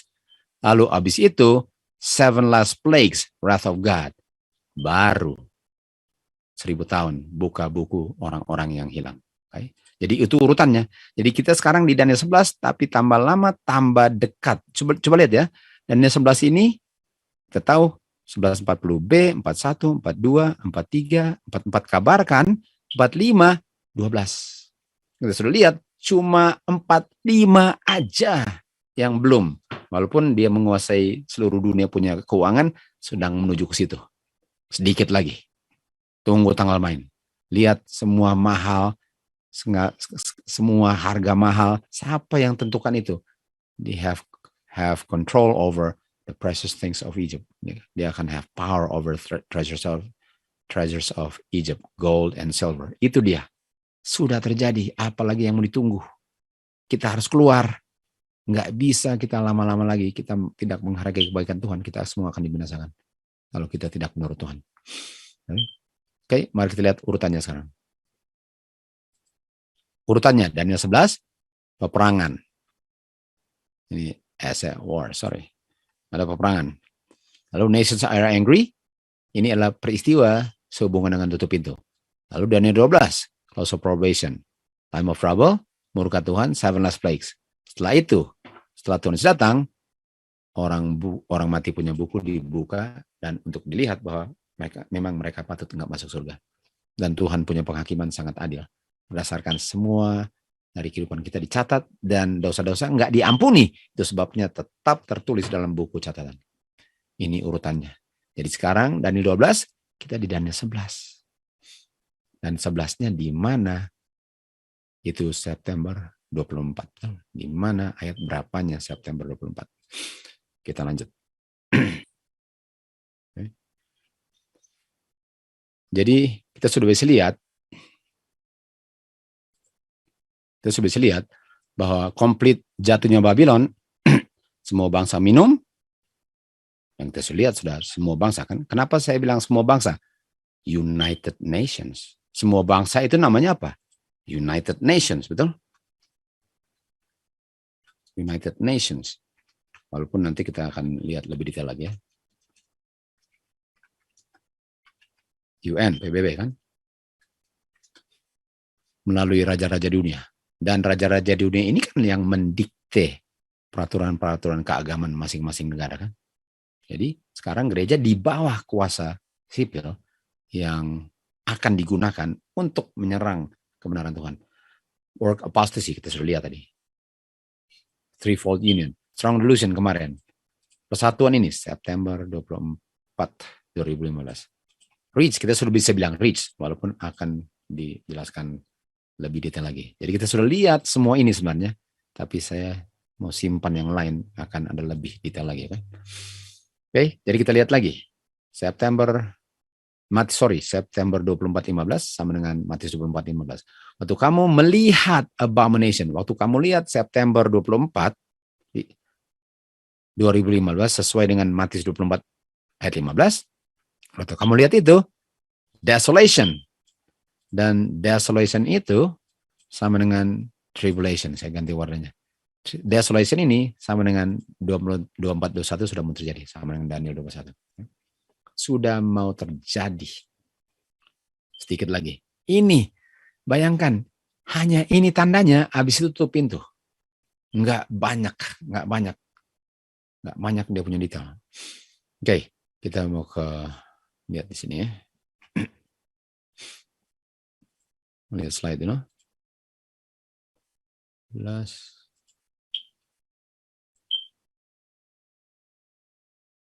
Oke. Lihat ya, peristiwa-peristiwa yang ada hubungannya dengan tutup pintu. Oke, Matius 24 dan 11. Yerusalem dibinasakan kan, 21.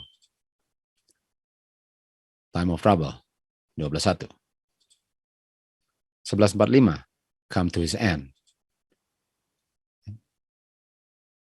Lalu glad tidings. Oh, kita mundur. Kita mundur. Dari 12:1 kita mundur ke 45, kita mundur ke 44, kita mundur ke 43, kita mundur ke 42, lalu keluar dari Judea kan. Dia masuk ke Glorious Land kan. Kita harus keluar dari Judea sama dengan karena dia sudah masuk ke Glorious Land, itu sama. Lalu abomination desolation dan 1140B kan. Lihat 1140B. Okay. Kan di 1140 kan, 40A kan 1798. Jadi ini tandanya. Kalau kita lihat tandanya ya, dia keluar dari Judea itu karena dia sudah masuk Glorious Land. Kita keluar dari Judea ya karena dia sudah kepung Yerusalem. Kita keluar dari Judea, kita keluar dari country, kita keluar dari kota ke country, kita keluar dari Babylon karena dia sudah masuk Glorious Land, karena dia sudah mengepung Yerusalem. Jadi sisanya 1140B, abomination desolation. Okay? Dan kita akan buktikan kebenaran itu sedikit lagi. Okay? Lalu kita lihat sebelumnya apa? Dan 1140A, 1140A, time of the end 1798. Okay? Jadi ini dia punya urutan dari peristiwa-peristiwa yang terjadi sebelum tutup pintu. Okay? Jadi bacanya dari bawah ke atas. Okay. Mari lihat lagi apa berikutnya.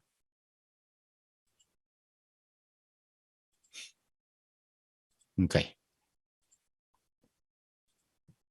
Kita lihat ada spirit of war, kan? Wrath of God. Lalu judge dead, kan? Ini 3 urutan yang berurutan dan terpisah semua. Spirit of war, rumors of wars. Nations angry. Sekarang sedang terjadi. Wrath of God, 7 laknat, 7 kutuk. Time of trouble. Daniel 12:1. Yang kita tahu di sini Daniel 11-nya, Daniel 12. Lalu 1000 tahun the judgment of the dead, kan? Ini dia punya urutan. Kita hanya menggunakan urutannya sesuai dengan apa yang kita baca. Oke? Oleh sebab itu mari kita sekarang lihat ya.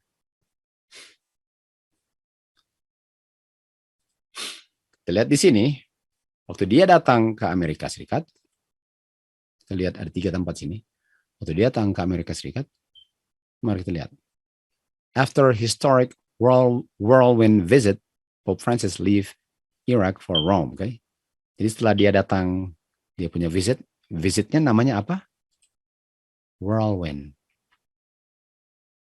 Di sebelah kanan atas. Whirlwind tour. Di kanan bawah.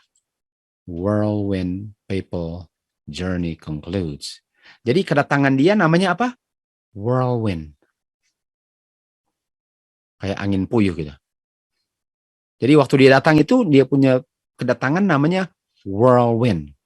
Angin puyuh, angin putar gitu kan. Okay. Dia ke Philadelphia.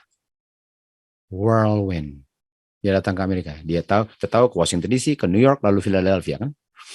Yang kita tahu di Philadelphia ada Liberty Bell. Itu pelajaran lain nanti. Whirlwind. Okay. Jadi nama kunjungannya namanya Whirlwind. Pope takes whirlwind tour New York City. Okay. New York City.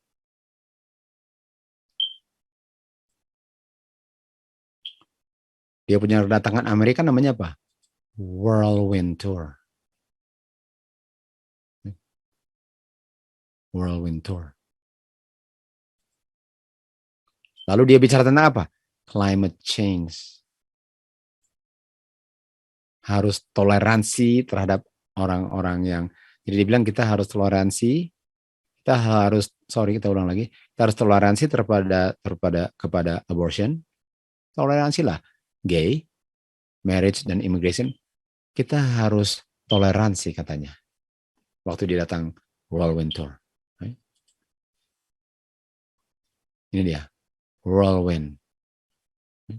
Semuanya Whirlwind ini. Jadi sekali lagi, kedatangan dia ke Amerika namanya Whirlwind Tour. Sorry, kenapa dia nggak maju? Oke. Whirlwind Tour. Nah, mari kita lihat. Di mana kita lihat Whirlwind Tour? Oke. Matius 24. Daniel 11. Paralel kan? Yerusalem dibinasakan ayat 21. Bumi dibinasakan 12:1. Sebelumnya dia berakhir. Sebelumnya mengabarkan Injil, bukan sebelumnya, pada waktu semua itu kabarkan Injil, tapi ayat sebelumnya. Ayat 43 sebelumnya dia ada kuasa atas semua harta seluruh dunia. Dia akan merentangkan tangannya 42, kita tahu itu di United Nations. Keluar dari Judea ya, karena dia masuk ke Glorious Land. Abomination and Desolation 1140B apa? Whirlwind September 2015. Dibilang lagi Whirlwind Tour. Time of the End 1798. Jadi apakah Alkitab sampai kata-katanya pun jelas banget sehingga umat Tuhan nggak perlu ada keraguan bahwa memang sudah waktunya untuk keluar. Sudah waktunya keluar. Kalau kita nggak keluar, kita akan dibinasakan. Nggak, Tuhan nggak bilang, oh kamu udah lama di gereja. No, nggak akan. Kalau saya nggak mau menurut Tuhan, saya akan dibinasakan karena tandanya sudah sangat jelas. Dan kalau saya nggak belajar, itu salah saya sendiri untuk nggak belajar. Kalau firman Tuhan itu diberikan untuk saya nggak hilang, lalu saya harap selamat dengan nggak mau belajar. Jadi penting sekali saudara-saudara untuk belajar. Nah, mari kita lihat di sini.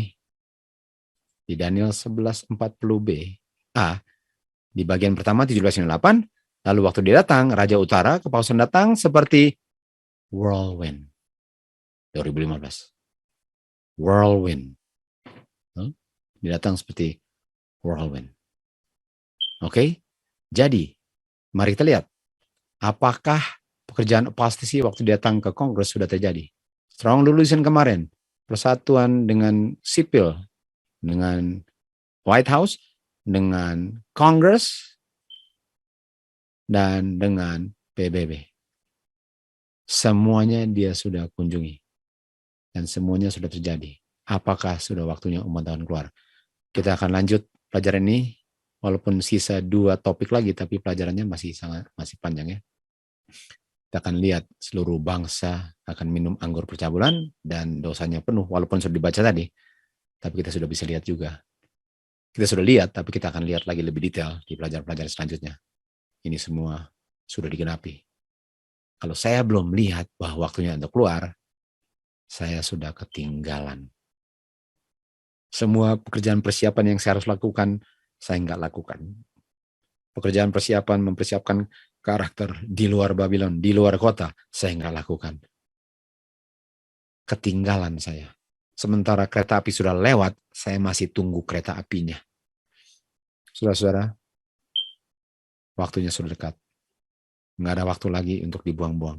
Sementara banyak orang sekarang pengennya cuma jalan-jalan keliling dunia, jalan-jalan saja, sudah dapat kebebasan, sudah disuntik, bisa kemana-mana. Sementara nggak ada yang peduli untuk kedatangan Tuhan Yesus. Tapi umat Tuhan yang mencintai Tuhan Yesus memperhatikan tandanya karena sangat mencintai kedatangannya.